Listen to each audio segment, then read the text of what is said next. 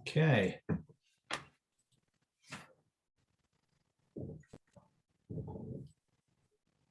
So just a quick, if you have any questions, please feel free to put them in the chat feature and we can ask them as we go along, or we can throw them out there at the end of the session, but feel free to throw in any of your questions that you may have. Oops.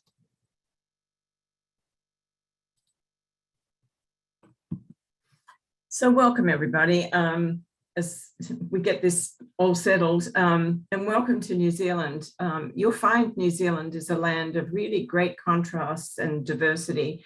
And if you're visiting the country, you can expect to see a kaleidoscope of scenery throughout your visit. So it really does vary greatly.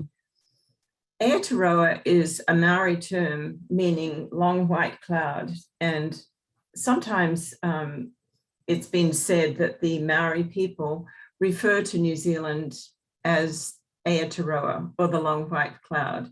The country is approximately the size of Colorado, and it's divided between two islands, the north and the south, and there's a population of just over 4 million, so it's not quite 5 million. New Zealand is a very, very safe country with warm, welcoming people, and the hongi is the traditional Maori greeting. And you'll hear kia ora often. That's an expression of welcome, as well as one of gratitude. So whether it's welcoming you or thanking you, you may hear the expression kia ora.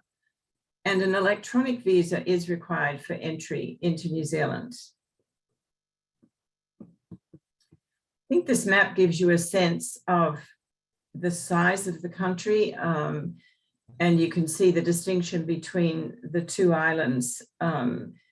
You'll find in the very far north, you've got maritime areas, and then in the south, you've got the mountains, the glaciers, and the fjords of the South Island. The seasons are reversed from those in North America, and the climate in New Zealand will vary widely. However, because most of the country lies close to the coast, it generally does mean fairly mild temperatures year round. The average temperature will decrease as you travel south and going into the Southern Alps region. Throughout the country, January and February are the warmest months, and you'll find July is the coldest month of the year. This just gives you an indication of some of the flight times within New Zealand. And as you can see, it's such a compact, really small country. There's not really any lengthy flight. So it's certainly not similar to traveling around Australia, where you may have a flight of 5 hours duration to get from, say, the East Coast over to the West Coast. Auckland to Dunedin, down in the southeast, is approximately a 2-hour flight, and similarly Auckland to Queenstown.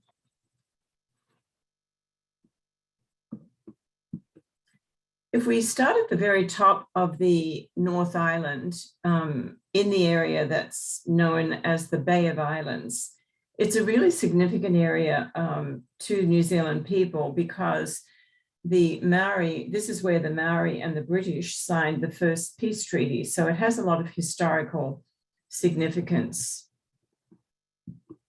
It's also an area that's known for marine activity, whether it's private yacht charters or sort of small group cruises. Big game fishing also is very popular here. And up in the Bay of Islands, you'll find one of the iconic luxury lodges that New Zealand is so well known for, Kauri Cliffs. And their golf course is recognized internationally. And you can get a sense, I think, from looking at this image of just the kind of geography of this area, the Bay of Islands. Also historic whaling towns in the area, such as the charming town of Russell. And there are boutique vineyards and orchards up here as well. So quite a lot to do in this area. A Coming down now to Auckland, which if you were driving between the Bay of Islands and Auckland, it's about a 4-hour drive. Auckland is known as the city of sails, and I think you can get an idea from this image here why it's called that. It's typically the city where international visitors would generally arrive. It has the highest population in the country. The city of Auckland is actually based around 2 large harbours, and the Viaduct Harbour is where you'll find top restaurants and bars. Just some of the things to do when visiting the city: the War Memorial and Museum. This is one of the most important museums in the country, with collections focusing on New Zealand's history. The art gallery here also is worth visiting. It houses the largest art collection in New Zealand. And there are always very good opportunities to spend time with a Maori guide to learn more of the Maori culture. Titirangi, which is one of the top courses in New Zealand, is actually just 20 minutes from Auckland. Visitors can also sail on an America's Cup yacht, or from Auckland, from the ferry terminal, which is actually behind this yacht. You can actually take a 30-minute ferry ride over to Waiheke Island, which I think is absolutely delightful. The island has beautiful beaches, boutique vineyards, and small galleries. So it's a lovely day experience coming over from Auckland, and you can literally just take the 30-minute ferry ride. And Mud Brick Restaurant is actually a wonderful lunch spot. Continuing south then from Auckland, if you were driving, it would be about 2 hours, 2.5 hours, and you would come to Middle Earth, or Hobbiton, which is the movie set for the enchanting village featured in The Lord of the Rings and the Hobbit trilogies. And then in the same general area, you will have the Waitomo Caves, where you can explore the limestone caves, take a boat ride through the Glowworm Grotto, or do some blackwater rafting.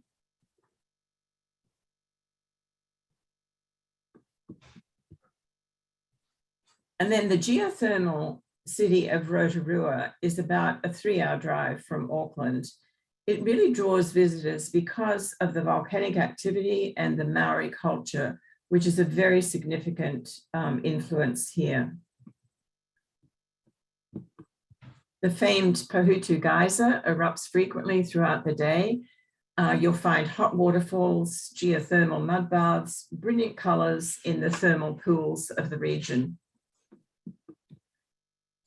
As I mentioned, you've got lots of different Maori cultural experiences to enjoy, whether such as this one, which is a music and dance performance, or you can enjoy a traditional hangi, which is the meal that's cooked in the oven in the earth.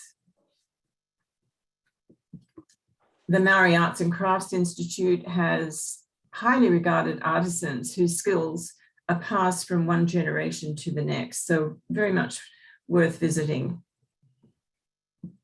And at the Polynesian Spa, guests can choose from either acidic or alkaline mineral springs, and you can reserve a private time at the spa. And then there are canopy tours where you can explore the untouched native forests, or sailing on a luxury vessel in Lake Rotoiti.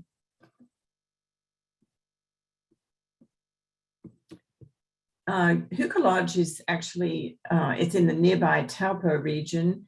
It is the original luxury lodge of New Zealand, absolutely iconic. And it has recently been purchased by the owners of the equally iconic Australian property, Southern Ocean Lodge, which is actually being rebuilt at the moment. Very popular activity in the Taupo area is fly fishing. And generally the best time of the year would be between April and October.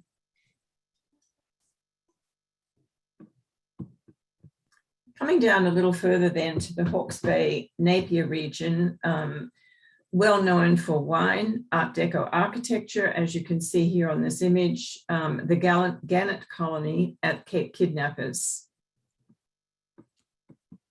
And also at Cape Kidnappers, another of the leading golf courses in New Zealand.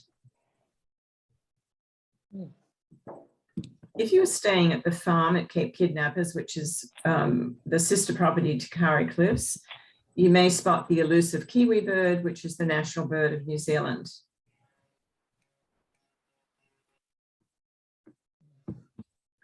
In this region, you have Napier, which is thought of as the Art Deco capital of the world. It's famous for its well-preserved 1930s Art Deco style architecture. So walking tours to experience this architecture are very popular here. And in February, each year, there's an Art Deco festival. The Hawke's Bay wine region is among New Zealand's leading producers of wine, notably red wines. And Hawke's Bay is the first stop on the classic New Zealand wine trail. It's very popular for bicycle wine tours with many of the region's 30+ cellar doors and numerous artisan producers. So a great place to taste very good New Zealand red wine. And then continuing down to the very bottom of the North Island, we have Wellington, which is the capital city. Wellington is a very, very compact city, but with an interesting mix of culture, history, nature, and cuisine. And there are beautiful walks in and around the city. You may see in this image, there's a large sort of tan building on the waterfront, and that's actually their National Museum, which we'll have some more images of that in a second. One of the city's best known landmarks is Parliament House, or the Beehive, as it is affectionately known. And the museum I was referring to is Te Papa, which is an award-winning interactive national museum of New Zealand, and it is literally packed with national treasures. One of them being, for example, the Marae, which is a traditional Maori meeting place. Wellington is renowned for excellent coffee, award-winning restaurants, and different culinary precincts.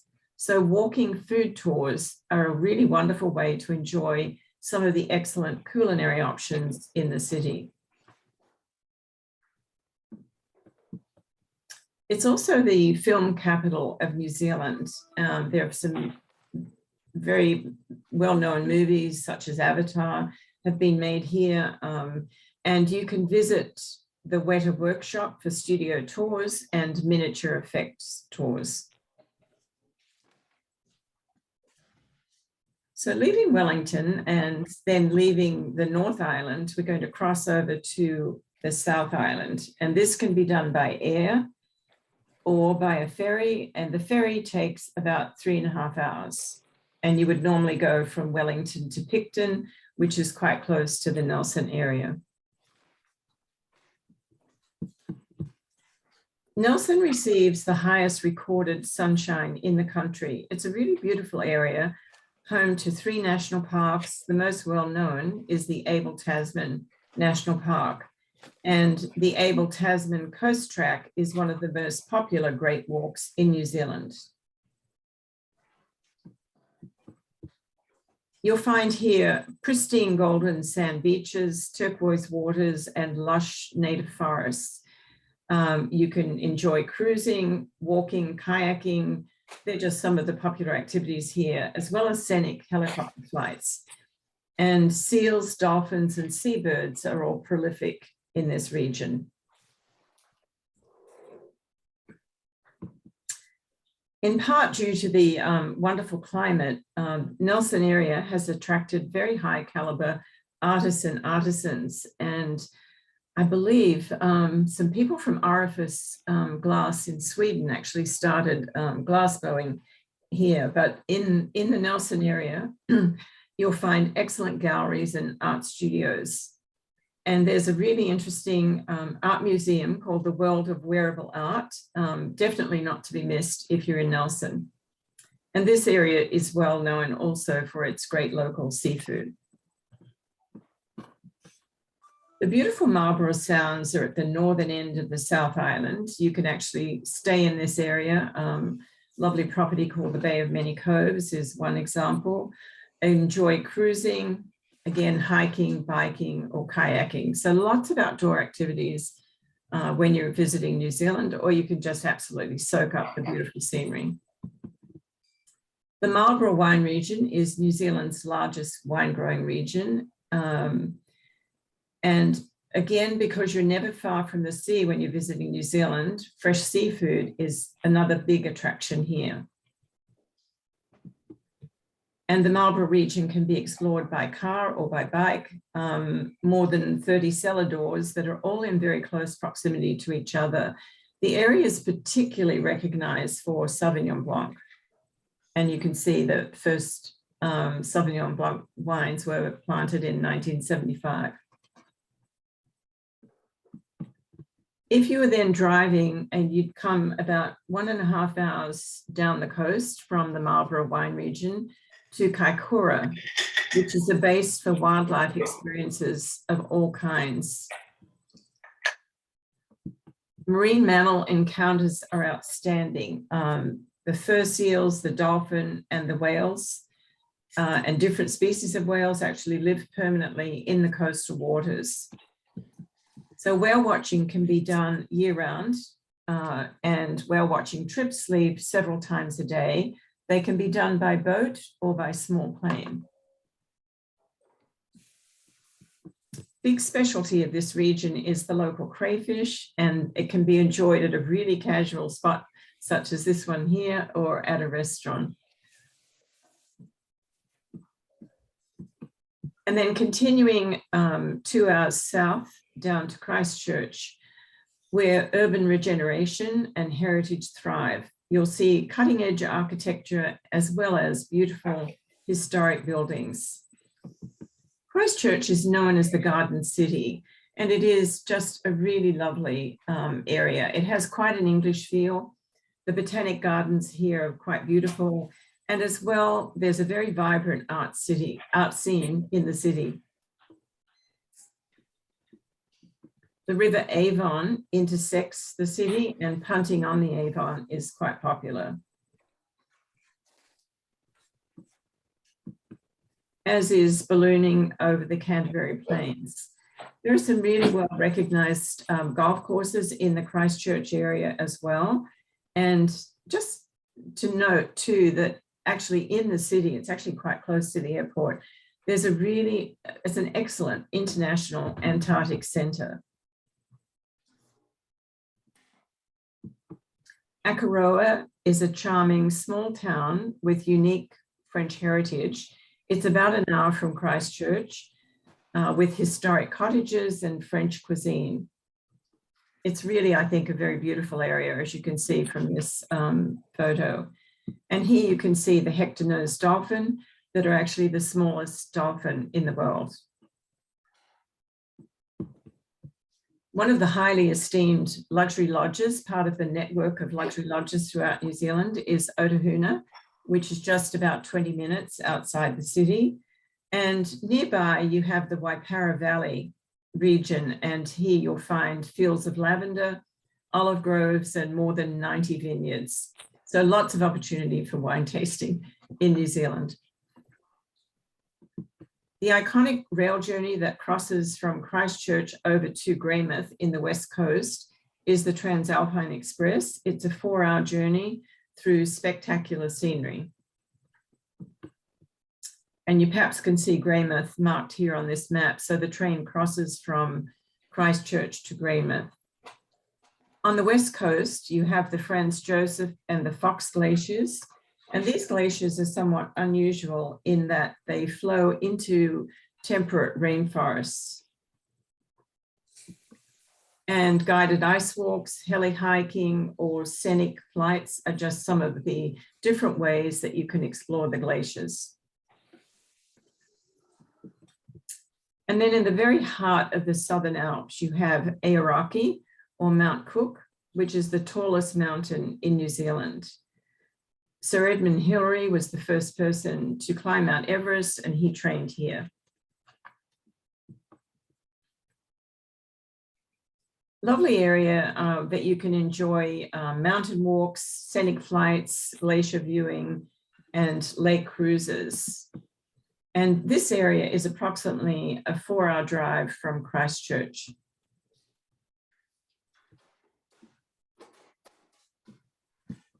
And then in the southwest region, you have Queenstown, which I've always felt, I guess for me personally, is probably my favorite part of the country. It's just really very beautiful. It is a big ski area in the winter months. So Queenstown, very popular destination for skiers in the winter months, which would be June, July, and August. Queenstown is situated on Lake Wakatipu, and it's surrounded by the remarkable mountains in this very picturesque setting. It's known as the adventure capital of the world. So crazy things like bungee jumping started just outside Queenstown. So many options for outdoor activities, whether it's biking, horseback riding, or fun yaks, as you see here, or jet boating, which is a little bit more exhilarating, or you simply can just really just soak up the glorious scenery. And very well known in New Zealand are the guided walks, such as here on the Ruburn track or the Milford track. And you can take half or full day walks in the Queenstown area, as well as any of these multi-day walks. Some very good golf courses in the Queenstown area as well, such as Millbrook or Jacks Point, and also over the top golf, where you can be flown by helicopter to the top of the mountain to enjoy a few holes at the top of the mountain.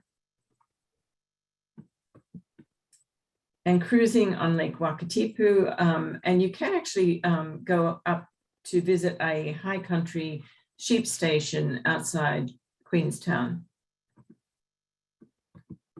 About 20 minutes from Queenstown is Arrowtown, which is a really charming former gold mining town with some good restaurants and art galleries and shopping.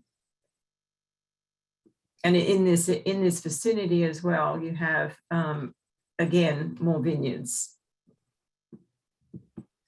This photo was taken literally just outside Queenstown, about 5 minutes outside the town. And this is the drive that you would take to get to either Matakari Lodge, which is the sister property to Kauri Cliffs, and the farm at Cape Kidnappers. It's about 10 minutes outside Queenstown, or continue on to Blanket Bay, which is in Glenorchy, and it's about a 40-minute drive from Queenstown.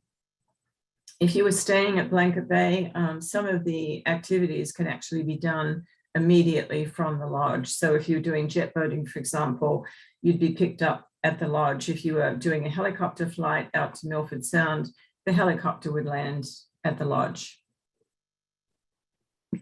I think a must-do when you're in the Queenstown area is to visit Milford Sound. It's in the heart of Fiordland. It is a long road trip from Queenstown. It's about a 4.5-hour road trip one way. So if possible, it's usually more relaxing to either fly both ways or to drive one way and then fly back by a small plane or a helicopter. And then a wilderness cruise in Doubtful Sound, which is sometimes called the Sound of Silence, is also a very special experience in a more remote region, which is, again, I think why this sound is often referred to as the Sound of Silence, because it's not as visited as Milford Sound. And then coming down to the southeast, you have a city that's full of contrast and character, Dunedin. it still today retains a very strong Scottish heritage. You'll find, I was always sort of amazed when you'll be speaking to people and they'll say a wee bit of this and a wee bit of that. So very much that strong Scottish heritage here. Whiskey production is renowned in Dunedin, as is the iconic Speight's Brewery. And you have quite impressive architecture. This is actually the railway station, and very well preserved Victorian and Edwardian architecture throughout the city. And Dunedin is a UNESCO designated city of literature. And the only castle in New Zealand is Larnac Castle in Dunedin. It's open daily and high tea is served at the castle at 3 p.m. And then on the Otago Peninsula, which is the world's only mainland breeding colony for northern royal albatross.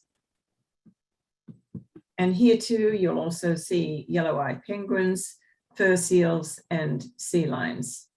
So a lot of nature combined with the interesting architectural aspects of Dunedin make this area worth visiting too. And thank you for joining this very quick journey through New Zealand. And I hope you've enjoyed seeing some of the beauty of the country. Hey, thank you, Anne. So exciting destination, New Zealand. I can't wait to go, but we do have some questions. Had a couple questions come through.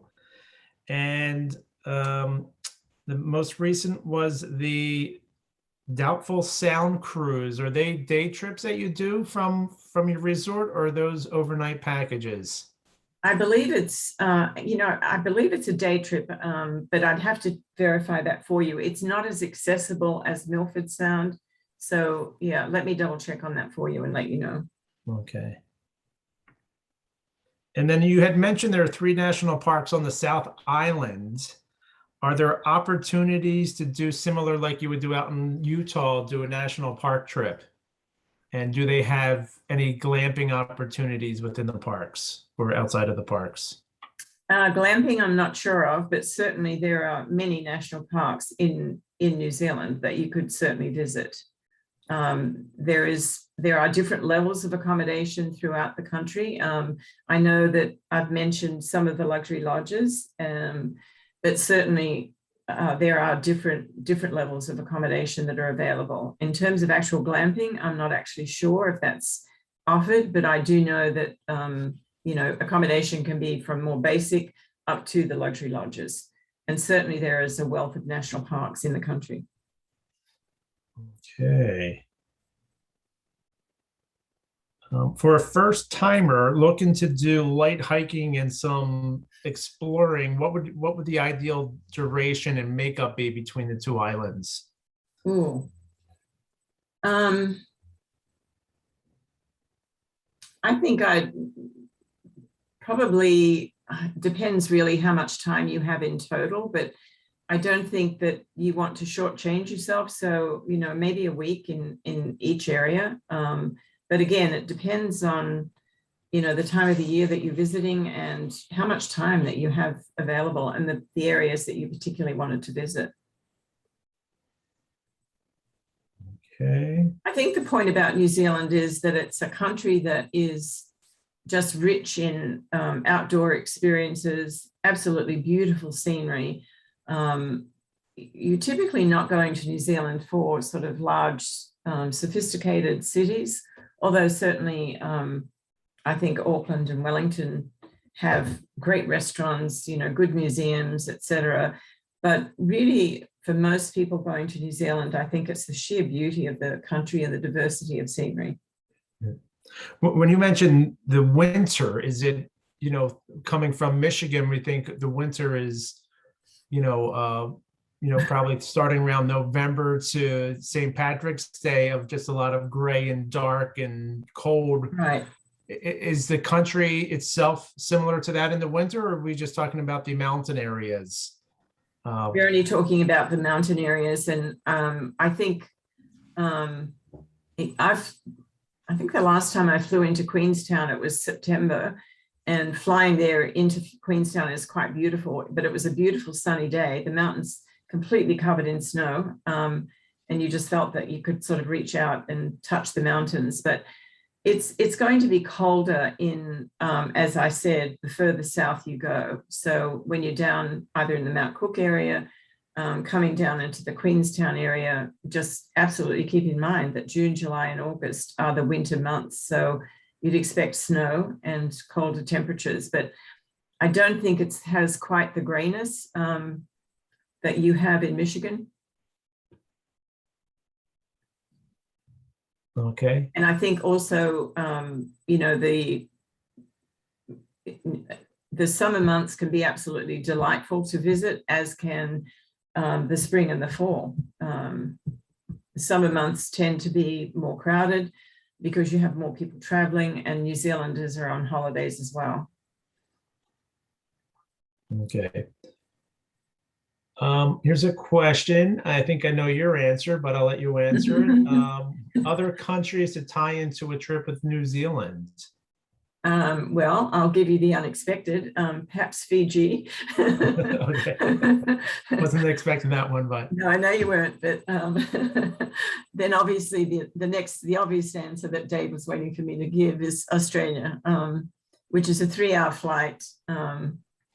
And a lot of people will combine both countries, but you do need to have, I think, an adequate amount of time to do justice to both. A lot of people do, actually, being quite serious, do stop in Fiji as a kind of a rest stop, or even Tahiti to just a few days sun and beach to or from New Zealand. right. Last month's presentation was Australia. It kind of mentioned similar time frame. It's 10 to 14 days to spend in Australia. It would just kind of break the ice of the country. So I think, keeping in mind, though, that New Zealand is a much more compact country. Australia as a country is the size of the mainland United States. New Zealand is the same size, approximately, landmass as the state of Colorado. And as you can see, the flights are not really very long to get from point A to point B. right. Okay. And I don't know if this is I think I know your answer to this one. Who has better wine, New Zealand or Australia? We'll say the Aussies, right? Well, no, I mean, I drink New Zealand Sauvignon Blanc, so there you go. But if I were drinking red wine, I'd probably drink an Australian Shiraz. Yeah. Okay, and works just a time in advance for booking with Australia or New Zealand just on the verge of reopening. Is there a big backlog of bookings? What would you recommend? Well, there are, and I think we talked about this a little bit when we had the Australian presentation. There are so many people who had bookings that have had to be moved from, you know, last year to this year, and now then again moving to 22. And I think particularly if you were thinking about staying in any of the luxury lodges where space is more limited, and particularly if you were thinking of traveling, you know, say in December, January, I would be looking at availability and, you know, just making some preliminary plans now. You know, we anticipate, you know, we're taking bookings for 23. So bookings are open up and into 2023. We may not have the rates, but we can certainly prepare an itinerary for 23 and Okay. give an estimate based on, you know, current pricing. And then when the rates become available, then the quote would be adjusted. But I think just keeping in mind that because the countries have been closed for so long, and we anticipate they're both going to reopen early next year, and there are so many people who've had to move bookings, and then people now have a really, you know, pent-up interest in traveling again, and maybe traveling to destinations that they'd really like to explore. Right. Okay. Well, that's all we have for the questions on the chat feature. So I'd like to just say thanks for your time and the presentation. Rochelle, do you have anything you want to say? I want to thank, I'd like to thank everybody also for joining us on all the past webinars that we've been doing on the destinations, and the 3 that we have coming up are Peru, Morocco, and Iceland. And I think Peru is going to be in November, and we might be skipping December depending on if we can get a date, and then go into the beginning of the year. But I hope they've been useful to you and get your travel bug going in your mind. And actually, when I was in New Zealand, the scenery of that country is not like anything you will ever see, I think, anywhere else. It was just magnificent. So put it on your list for sure, and have one of our great agents help you plan a trip there. Thanks, Anne. Thank you pleasure. for being supportive to us. Oh, it's my pleasure. Thank you, everybody. Yeah, thank you for joining again. Like Rochelle said, keep an eye out. We will send an email when we have the next presentation scheduled, and hope we can get back together in November. Thank Okay. you. Thank you. Bye-bye.